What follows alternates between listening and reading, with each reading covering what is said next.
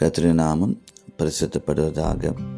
இந்த நாளுக்கான வெளிச்சம் சங்கீதம் 34:5 சொல்லுகிறது, அவர்கள் அவரை நோக்கி பார்த்து பிரகாசம் அடைந்தார்கள், அவர்கள் முகங்கள் வெட்கம் அடைவதில்லை.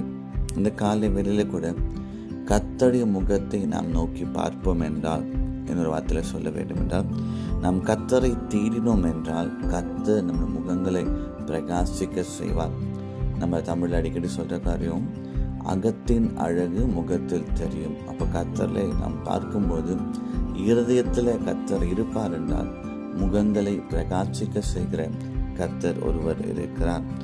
யாத்திராகம் 34 மோசே மலைக்கு போய் ஆண்டவரை தரிசித்து விட்டு வரும்பொழுது வசனம் சொல்லுவது, மோசேயின் முகம் பிரகாசித்ததாம். அப்போ அவனுடைய பிரகாசத்தை பார்க்க முடியாமல் ஜனங்கள் என்ன செய்தாங்களாம், அவன் கண்களை மூடினார்கள். அப்போ நம் தேவனை நோக்கி பார்க்கும்போது அவன் நம் முகங்களை பிரகாசிக்க செய்கிறார். இரண்டாவதாக, வெட்கம் அடைவதில்லை. சகியு என்ற ஒரு மனுஷன் இருக்கிறான். சகியு ஒரு நாள் நான் இயேசுவை பார்க்க வேண்டும் என்று சொல்லி தேடி வருகிறான். அவன் ரொம்ப குள்ளமான ஒரு மனுஷனாக இருக்கிறப்ப என்ன செய்யறானா, அங்க இருக்கிற ஒரு மரத்தில் மேலே இருக்கிறான். சகியு அங்கு ஒரு பாவியாக இருக்கிறான். நிறைய பணம் இருக்கு, ஆனா பாவியா இருக்கிறான். அதனால ஜனங்க யாரையும் அவனை மதிக்கவே இல்லை. அப்ப என்ன செய்கிறான், மரத்துல ஏறி இயேசுவை இவன் பார்க்கும்படி வந்தான்.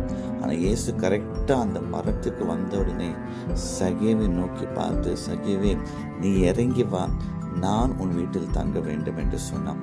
அப்ப கீழே இறங்கி வரும்போது அங்க இருந்து நிறைய பேர் சொன்னாங்க, இவன் பாவி அல்லவா, இயேசு இவன் வீட்டில் போறாரு என்று சொல்லுகிறார்.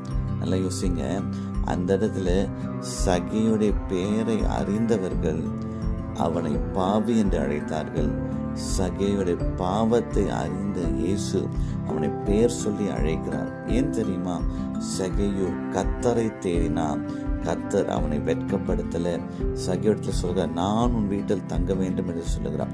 சகியு அவசரமாக கீழே இறங்கி வந்து இயேசுவை அவன் வீட்டில் அழைத்து கொண்டு செல்லுகிறான். இயேசுவை வீட்டுக்குள் அழைத்து சென்று பிறகு சகியு சொல்லுகிறான், அவன் பாவத்தை அறிக்கை செய்கிறான்.